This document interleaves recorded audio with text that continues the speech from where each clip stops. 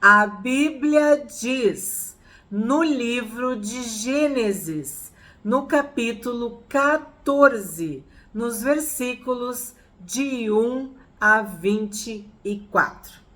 Naquele tempo, Anrafel, rei de Sinar, Arioque, rei de Elazar, Quedorlaomer, rei de Elão, e Tidal, rei de Goim, fizeram guerra contra Bera, rei de Sodoma, contra Birza, rei de Gomorra, contra Zinabe, rei de Admá, contra Semeber,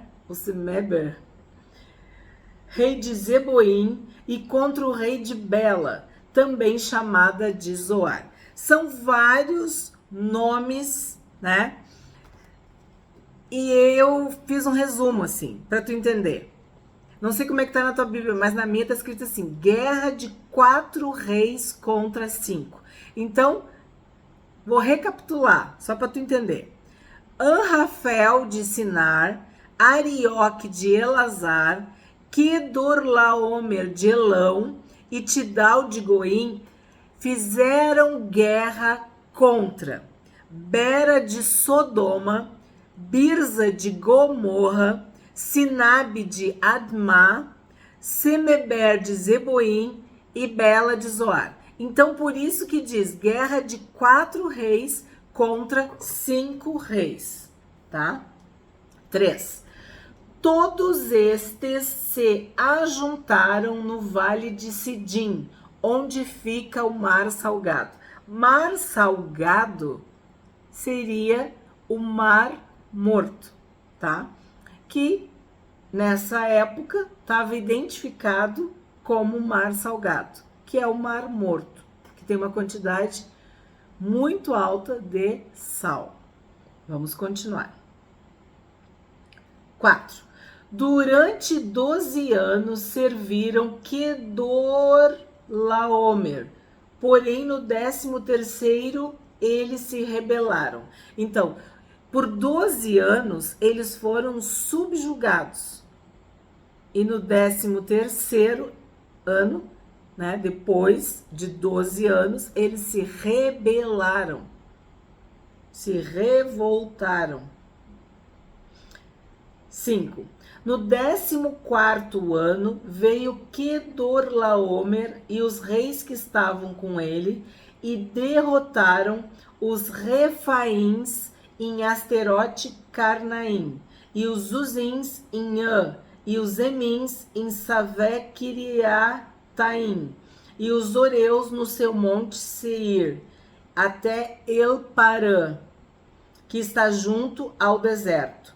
De volta passaram em Mispat, que é Cádiz, e conquistaram toda a terra dos Amalequitas e dos amorreus, que moravam em Azazon Tamar. Então saíram os reis de Sodoma, de Gomorra, de Admá, de Zeboim, de Bela, que é Zoar, e se prepararam para a batalha contra eles no vale de Sidim. Contra Quedorlaomer, rei de Elão, contra Tidal, rei de Goim, contra Anrafel, rei de Sinar, contra Arioque, rei de Elazar. Eram 4 reis contra 5, tá? Agora tá o resumo, vamos dizer assim, do que eu tinha falado. Então, 4 reis contra 5. 10. Ora, o vale de Sidim estava cheio de poços de betume. Os reis de Sodoma e de Gomorra fugiram. Alguns caíram nesses poços e os restantes fugiram para um monte. Os reis vitoriosos pegaram todos os bens de Sodoma e de Gomorra e todo o seu mantimento e se foram. Então, o que a gente chama isso? Despojos, né? Quando tu pega os bens do derrotado, do povo, do país que perdeu. tá? 12. Apossaram-se também de Ló, sobrinho de Abrão, que morava em Sodoma, e dos seus bens e partiram. Aí agora tu vai entender como Deus move as circunstâncias, como todas as coisas cooperam para o bem daqueles que amam a Deus, como é Deus que estabelece e remove reis, como é Deus que exalta e abate. Porque aí tu pensa 4 contra 5, né? Aí tu vai lembrar de Ló, que tinha feito no vídeo de ontem, no capítulo de ontem, que tinha feito as suas tendas bem próximo, né, de Sodoma. Lembram que a gente leu, que a gente viu? No finalzinho do 13, lá na primeira parte, diz assim, ó, 12, 13, tá? Abrão habitou na terra de Canaã e Ló foi morar nas cidades da campina e ia armando as suas tendas até Sodoma. Ora, os moradores de Sodoma eram maus e grandes pecadores contra o Senhor. Então, às vezes, existem muitos pecadores, grandes pecadores contra o Senhor. E Deus está assistindo, Deus está observando. Deus, como sábio, né? Ele espera o tempo e o modo de agir. E aí, olha o que aconteceu. Esses 4 reis declararam guerra contra os 5 reis. E um deles era de Sodoma. E quem foi raptado? Ló. Quem é Ló? O sobrinho de Abrão. O filho do irmão falecido de Abrão. A parentela, que no outro capítulo a gente viu, né, que tinha se separado, o parente próximo de Abrão. E nós vimos que Deus renovou, reiterou a promessa a partir desta obediência de Abrão de se separar de Ló. Só que sim, aqui há um tempo transcorrido, né? E aí eles se apossaram também de Ló. E olha a explicação. Porque ele morava em Sodoma. Então tu tá entendendo como é que o pecado age? Como é que a tentação age? Como nós caímos? Tu vai dando concessões. Tu vai abrindo concessões. Tu vai baixando a guarda. Tu vai alargando os limites, né? Tu vai dando confiança, tu vai dando corda, tu vai dando conversa. Lembra da Eva conversando com a serpente, batendo papo, uma conversa fiada com a serpente? Olha no que deu. É a mesma coisa. Tu vai ficando amigo, tu vai concordando, tu vai te acostumando, tu vai comungando com aquelas pessoas, e quando tu vê, tu tá morando em Sodoma, tu é um dos moradores, tu já tá dentro do pecado, tu já tá mergulhado no pecado. Apossaram-se também de Ló, sobrinho de Abrão, que morava em Sodoma, e dos seus bens, e partiram. Então, o que aconteceu? Ló, sobrinho de Abrão, foi raptado e seus bens também foram levados, confiscados, roubados. Enfim, 13. Porém, um homem que conseguiu escapar veio e contou tudo a Abrão, o hebreu. Aqui eu tenho que parar. Hebreu. Aqui é a primeira vez na Bíblia que é mencionado hebreu, a palavra hebreu.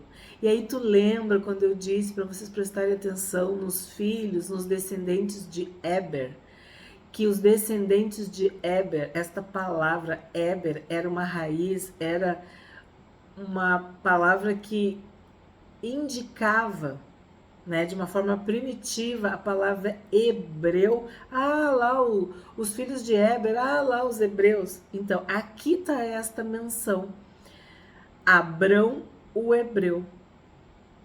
É essa raiz semelhante que deu origem a esse, vamos dizer assim, adjetivo pátrio, né? Hebreu, que depois a gente estudou, vira judeu, que vira israelita, atualmente israelense, né? Falando de Israel, do território.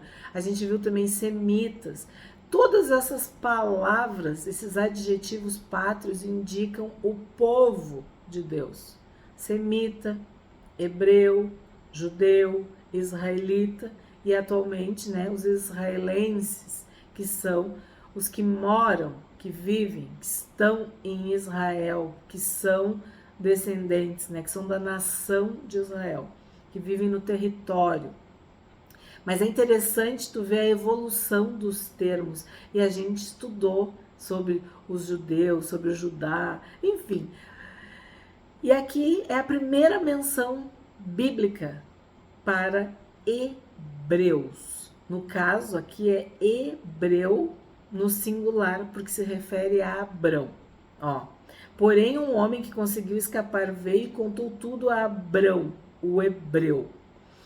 Este morava junto dos carvalhais de Manre, o amorreu, irmão de Escol e de Aner, os quais eram aliados de Abrão. Aí, tu lembra do vídeo de ontem? Tu lembra que eu falei para tu prestar atenção nos carvalhais de Manre, que era um local? Aí o que acontece? Agora, neste versículo 13, não são mais referência aos carvalhais de Manre como o local, mas agora como uma pessoa.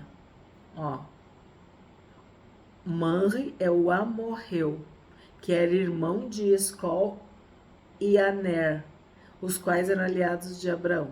Então, assim como Ló estava fazendo as suas tendas próximo de Sodoma, ao ponto de ficar tão íntimo, tão amigo, tão vizinho, que estava já morando em Sodoma, porque o tempo foi passando, né? Abrão também fez amizade. Também, vamos dizer, foi um bom vizinho. E aqui diz que eles eram aliados. Então, eles quem?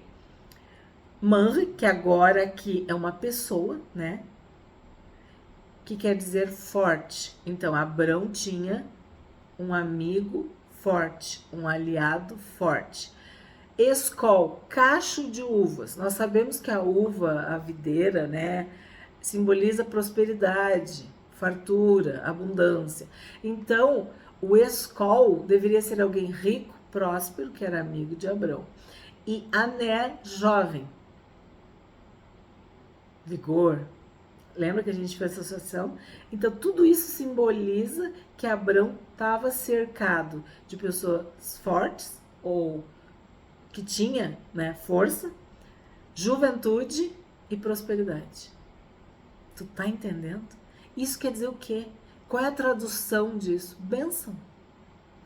Eu vou abençoar quem te abençoar, mas eu vou amaldiçoar quem te amaldiçoar.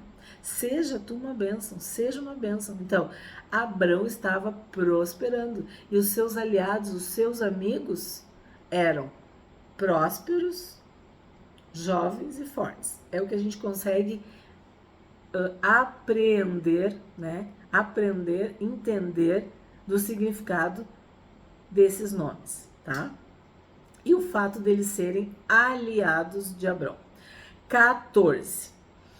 Quando Abrão soube que o seu sobrinho estava preso, fez sair 318 homens dos mais capazes, nascidos em sua casa, e perseguiu os inimigos até Dan. Então aqui eu preciso esclarecer, esses mais capazes, que foi traduzido assim, mais capazes, é um termo que era como se fosse militar. Então quer dizer que ele escolheu 318 homens como soldados.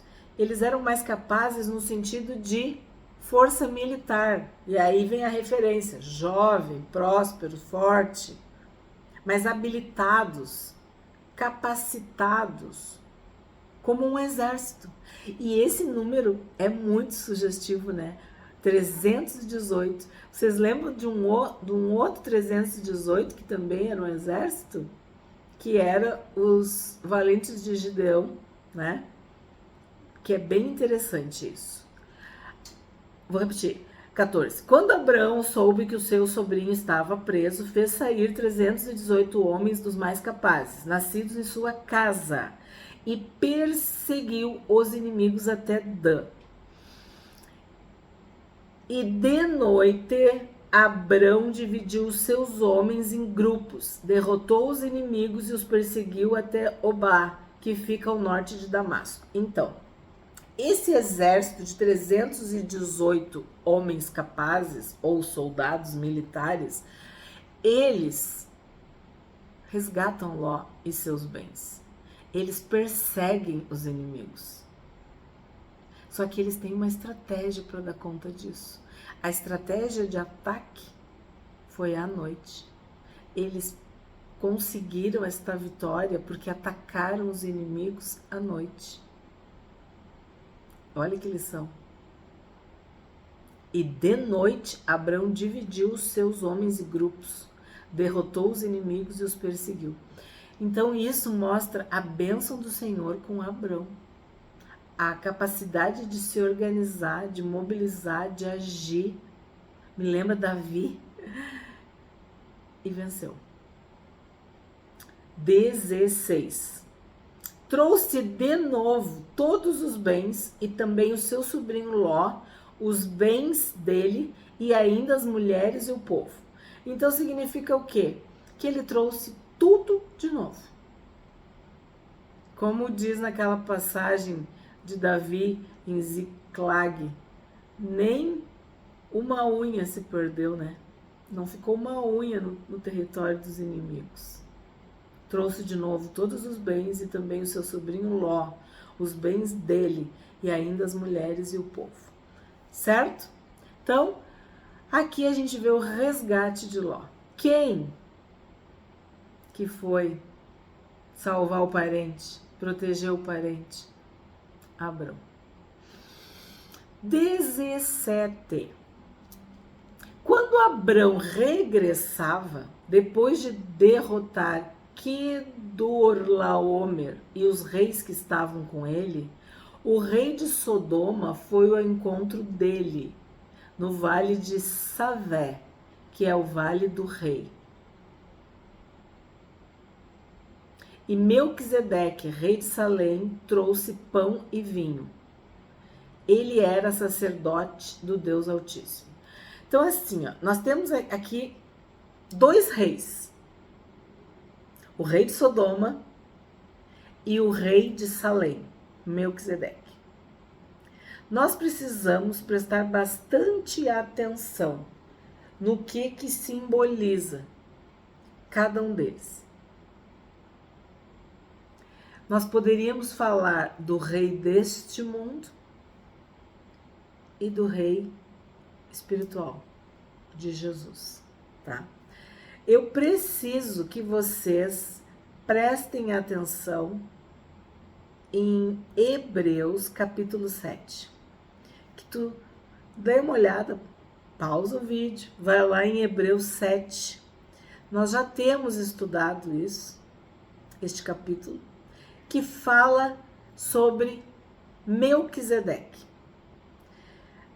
A primeira menção bíblica de Melquisedeque é aqui em Gênesis 14, 18.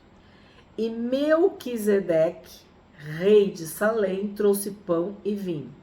Então, quando Abraão estava regressando, o rei de Sodoma foi ao encontro dele. E Melquisedeque, rei de Salém, trouxe pão e vinho. Ele era sacerdote do Deus Altíssimo. Então, em primeiro lugar, se tu olha, lê, medita, confirma, estuda Hebreus 7, tu vai entender que Melquisedeque é um tipo do Senhor Jesus. Hebreus 7 afirma que Jesus Cristo o nosso Senhor e Salvador, nosso Rei e Sacerdote Jesus Cristo, pertence à ordem de Melquisedeque, que ele não tem início nem fim, que não tem genealogia. Ele é um rei, um sacerdote eterno. Então, esta figura de Melquisedeque, este rei Melquisedeque, este rei de Salém, é um tipo de Cristo, é um tipo de Jesus, é uma figura que aponta para Jesus. E aí, o que Melquisedeque, rei de Salém, trouxe? Pão e vinho. Então, vamos por partes para entender. Melquisedeque, a palavra no original, no hebraico, quer dizer rei de justiça. E aí tu pensa, mas da onde que veio esse Melquisedeque? Pois então, não tem início, não tem fim, não tem genealogia. Ele é eterno. Então, o Melquisedeque significa rei de justiça, rei da justiça. Então, o rei da justiça, né, que é rei de Salém. Aí tu vai ver, o que é Salém? Salém quer dizer paz. Mas Salém também é um nome, um sinônimo de Jerusalém, que era a capital dos jebuseus, dos cananeus, que seria a simbologia, vamos dizer assim, da cidade mais importante de Canaã. Que sim, nós já sabemos a história, né? Que Davi, né, conquistaram Jerusalém. E Davi construiu, assim, a sede do reino, o palácio, em Jerusalém. E foi conhecida como a cidade de Davi. Então, vai acompanhando. O rei da justiça, o rei da paz. Salém é paz. Jerusalém é a cidade da paz. E que depois que Davi tomou Jerusalém dos jebuseus, se tornou cidade de Davi. E na época de Jesus, a cidade do grande rei. E aí tem uma outra palavra que é semelhante: Salém, Jerusalém e Shalom. Que Shalom é uma palavra muito importante para os hebreus, para os judeus, para os israelitas e hoje em dia ainda para os israelenses, porque Shalom tem esse significado, assim, primário, primitivo, inicial de paz, né? As pessoas consideram paz, mas ela também significa plenitude, prosperidade, saúde. Quer dizer, é uma bênção, é uma forma de tu abençoar, de tu saudar. Eu abençoarei os que te abençoarem, e eu amaldiçoarei os que te amaldiçoarem. Então, quando Melquisedeque aparece nessa história, sendo rei da justiça e sendo rei de Salém, que Salém é essa? Então, da paz, de Jerusalém, apontando para a cidade, apontando para a terra prometida, para a terra sagrada, para a vitória, para o poder, porque Davi, né, também é um tipo de Cristo, um tipo de Jesus. Jesus, filho de Davi. Olha como tudo é muito simbólico e muito significativo também. E da mesma raiz de Shalom, que seria essa bênção, essa plenitude, essa prosperidade, essa saúde, enfim, tudo que Deus tem de bom se resumiria assim. Então, o que quer dizer? Que Melquisedeque, rei de Salém, ele abençoou Abraão com pão e vinho. Daí, quer senha ou digital ou indicação do próprio Senhor Jesus? O que é a ceia?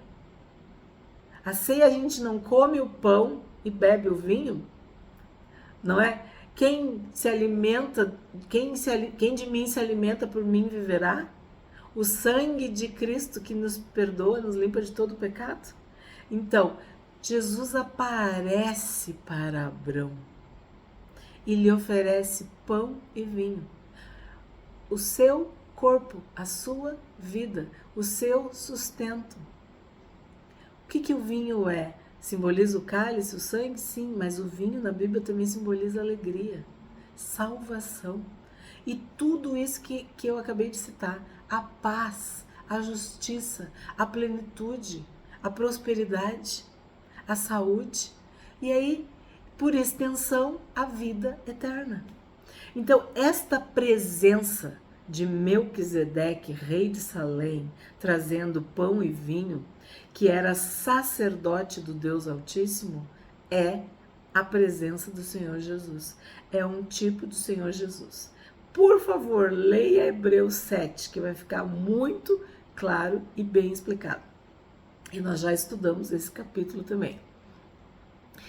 Ele, quem? Melquisedeque, rei e sacerdote, abençoou Abrão, dizendo: Abrão seja abençoado pelo Deus Altíssimo que criou os céus e a terra. Então, Melquisedeque, que era rei e sacerdote do Deus Altíssimo, ao mesmo tempo ele era rei e sacerdote, ele faz menção do Criador. O Deus Altíssimo que criou os céus e a terra. Abrão seja abençoado pelo Deus Altíssimo. Tu tá entendendo? Jesus traz para Abrão a bênção do Altíssimo, assim como para cada um de nós. Nós somos abençoados com toda sorte de bênçãos espirituais nas regiões celestiais. O Senhor Jesus, com o seu corpo, com o seu sangue, com a sua morte e ressurreição, ele nos perdoou, nos salvou, nos redimiu, nos santificou, nos limpou de todo o pecado. Nos deu pão e vinho, nos deu vida eterna.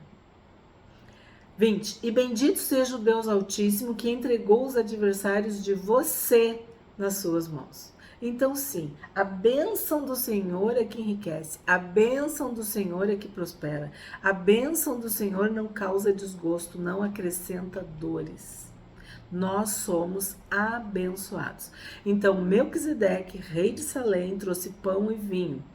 Ele abençoou Abrão. Ele trouxe a bênção do Deus Altíssimo, a bênção do Criador. E aí, no 20. Não, ainda não é 20. É no 20, tá certo? E Abrão deu a Melquisedeque o dízimo de tudo. Aí tu tem que entender. O maior abençoou o menor. Lê Hebreus 7. Quando tu recebe a bênção, tu adora, tu louva, tu agradece, tu reconhece, tu exalta, tu engrandece, tu oferece o que tu tem. E olha o que aconteceu. Abrão deu a Melquisedeque o dízimo de tudo. Então aqui também nós temos mais do que a oferta, né? Mais do que o altar. Ele deu o dízimo de tudo.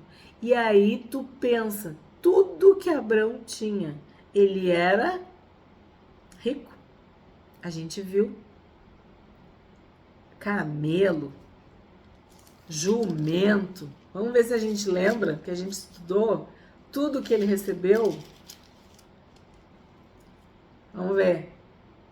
Ovelhas, boi, eu tô lá no 12.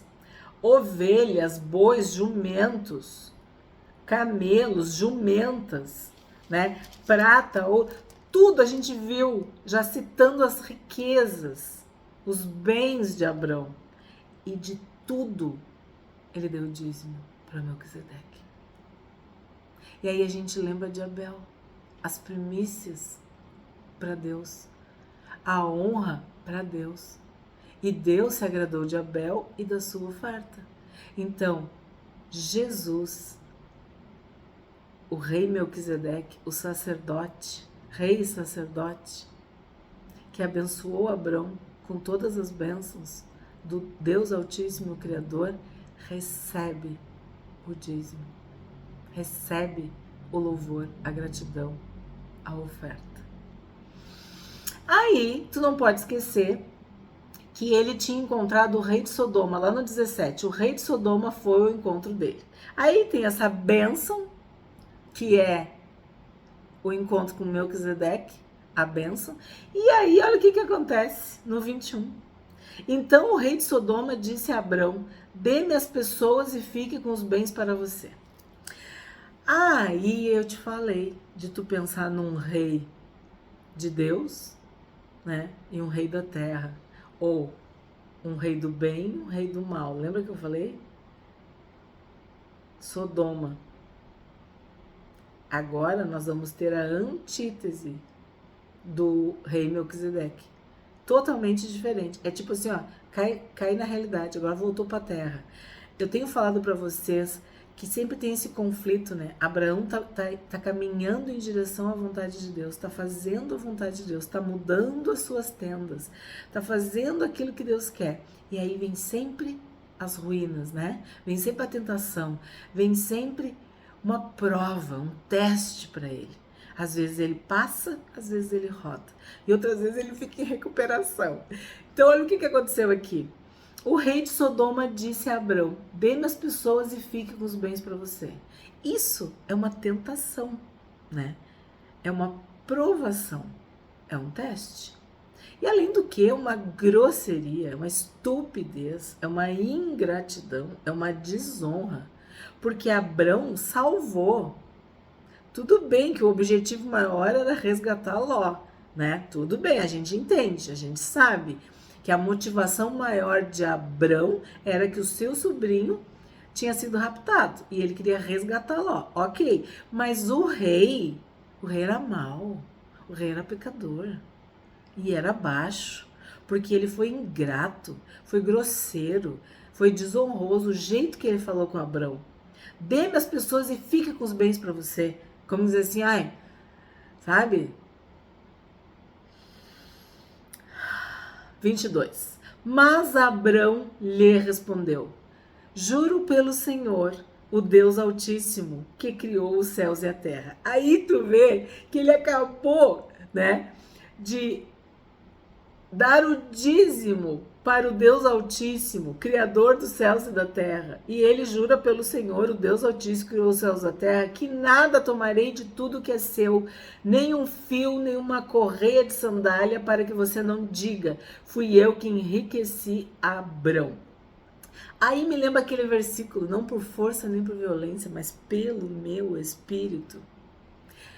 Abrão tinha vitórias e derrotas, avanços e retrocessos, momentos em Betel e momentos em Ai, momentos na presença de Deus e momentos olhando para o passado, para as ruínas, para as perdas, para os danos, né? Porque sim, escolher a Deus significa renunciar, perdendo tudo, né? Com alegria. A gente escolhe perder, a gente escolhe abrir mão, a gente decide renunciar por amor a Deus. Então, o que está acontecendo aqui? É automático, é instantâneo. Abrão foi abençoado pelo Deus Altíssimo, Criador dos céus e da terra. E aí ele jura pelo Senhor, o Deus Altíssimo, que criou os céus e a terra, que não vai tomar nada, nenhum bem. Ele não vai ficar com nenhum despojo da guerra. Isso também me lembra aquela situação de Eliseu, que ele cura Naamã, o comandante do exército sírio. E aí o empregado dele, o servo dele, Geazi, corre atrás para pegar os bens e tal, e ganha lepra. Então, quando tu te apossa de coisas, ou tu aceita coisas que vêm do mal, do inferno, tu te contamina, tu paga um preço alto. Então, olha o que ele diz: nada tomarei de tudo que é seu. Nada que é do pecado, nada que é da maldade, porque lembra que quem era de Sodoma, os moradores de Sodoma eram maus e grandes pecadores contra o Senhor. Então, se ele pegasse qualquer coisa que fosse do mal e do pecador, ele ia ter uma consequência, espiritual principalmente. Então, olha só o que ele diz: nenhum fio, nenhuma correia de sandália, para que você não diga, fui eu que enriqueci Abraão. Porque ele acabou de receber a visitação de Melquisedeque, do rei e sacerdote. Ele foi abençoado com paz, com plenitude, com prosperidade, com saúde, com justiça. Ele acabou de oferecer, de agradecer, de devolver o dízimo, né? Ele deu a Melquisedeque o dízimo de tudo. Ele vai querer coisas pequenas? Coisas pecadoras? Coisas más? Coisas que são fruto de pecado, de maldade? Não. 24. Nada quero para mim, a não ser o que os rapazes comeram, e a parte que toca a Aner, Skol e Manre. Então, aí ele honra os seus aliados, os seus amigos, né? O próspero, o jovem e o forte, né? Ó, o jovem, o próspero e o forte. Aner, Skol e Manre. Os homens que foram comigo, que estes fiquem com a parte deles. O que ele talvez tenha combinado, né, com os seus amigos. Então, o que a gente vê aqui? Que Abrão venceu. E ele poderia aproveitar essa oportunidade para se apossar de Canaã. Ele não quis se aproveitar e tomar posse de Canaã. Que nem quando queriam eleger, escolher, coroar Jesus como rei dos judeus. E ele fugiu, se escondeu. Tu entende? Abraão tinha a faca e o queijo na mão para cumprir a promessa de ser dono de Canaã, de ser o rei, o todo-poderoso, entende? De se apossar de Canaã. Mas Melquisedeque deixa bem claro que tu já foi abençoado com todas as bênçãos. Mas as coisas acontecerão no tempo de Deus. Por isso que eu lembrei daquele versículo, citei, não é por força e nem por violência, mas é pelo meu espírito. Não é no tempo que a gente quer, no tempo de Deus, é na hora de Deus. Deus sabe o tempo e o modo. É Ele que muda o tempo e as estações. É Ele que estabelece e remove reis. É Ele que abate e exalta. Então, a tentação de Abrão seria se tornar rei, dono das terras, de tudo, dos bens, das pessoas. Mandar e desmandar, vocês entendem? Tudo, entre aspas, estava colaborando para que ele pudesse tomar conta da promessa, se apossar das terras e das pessoas, porque ele tinha vencido. Mas não foi isso que ele fez. Ele não se aproveitou da oportunidade, não se aproveitou da vitória, né, dessa guerra, para tomar posse de Canaã. Não, ele não fez isso. Ele quis fazer do jeito de Deus, no tempo de Deus. Ele continuou crendo e esperando. Abraão, no caso Abrão, creu contra a esperança, quer dizer, ele tinha tudo para tomar posse de Canaã. Não, mas não foi assim que Deus planejou, não foi dessa forma que Deus me disse. Então ele não fez as coisas do jeito dele, ele fez as coisas do jeito de Deus. Ele esperou e creu na promessa de Deus. Ele entendeu que essa presença, essa visitação de Melquisedeque era de novo uma confirmação. Deus estava reiterando a promessa. Deus estava deixando bem claro, sou eu que vou fazer. Não vai ser tu, Abrão. Sou eu. Eu sou o Deus Altíssimo. Eu sou o Criador dos céus e da terra. Eu sou eterno. Eu posso te abençoar. E sim, ele deu mais um passo em direção à promessa e à vontade de Deus. Se tu aprendeu com este vídeo, se tu foi abençoado, abençoada com este capítulo 14 de Gênesis, eu te peço, curte o vídeo, comenta, compartilha. E se tu não é inscrito do canal A Bíblia Diz, por favor, te inscreve.